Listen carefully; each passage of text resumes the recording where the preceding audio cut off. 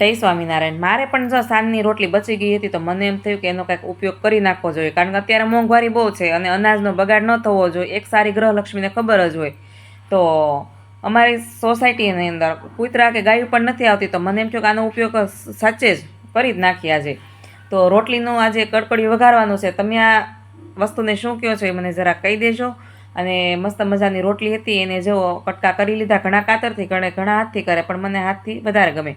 તો એના માટે લઈ લેવાનું છે તેલ, અને તેલને સારામાં સારું ગરમ કરવાનું છે, જેથી કરીને રાઈ ને જીરું છે એ ફૂટી જાય. અને રાઈ ને જીરું ફૂટી જાય પછી ઘણા બધા તલ નાખવાના છે. અને આ છે ટ્વિસ્ટ આપણા આજનો જે વસ્તુ બને ને એની.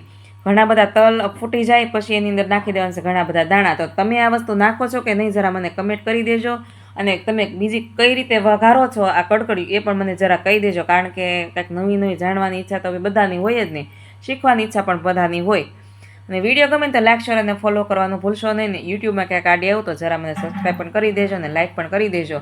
અને પછી જો દાણા અને તલ થઈ જાય પછી એની અંદર હિંગ અને હળદર નાખી દેવાનું, તો સીધી નાખી દેવાની છે રોટલી જે કટકા કરેલા છે ને એ. અને ઘડીક એને ચડવા દેવાનું, જેવું તમે કડકડિયું ખાઓ એવી રીતે કરવાનું છે. અને પછી જો મસ્ત મજાનું આપણું હતું એ થઈ ગયું. અને પછી નાખી દેવાનું છે મીઠું. અને પછી સેજ નાખી દે ધાણા જીરું, કારણ કે થોડુંક તેલ હોય તો એ સૂહી લે. અને પછી નાખવાનું છે સેજ ખાંડ. તમે ખાંડ ખાઓ ને તો જ નાખવા, નકર નથી નાખવા, મને ભાવે. અને પછી લાલ મરચું પાવડર ને મસ્ત મિક્સ કરી લેવાનું છે. તો આપણું કડકડિયું રેડી છે. જય સ્વામિનારાયણ.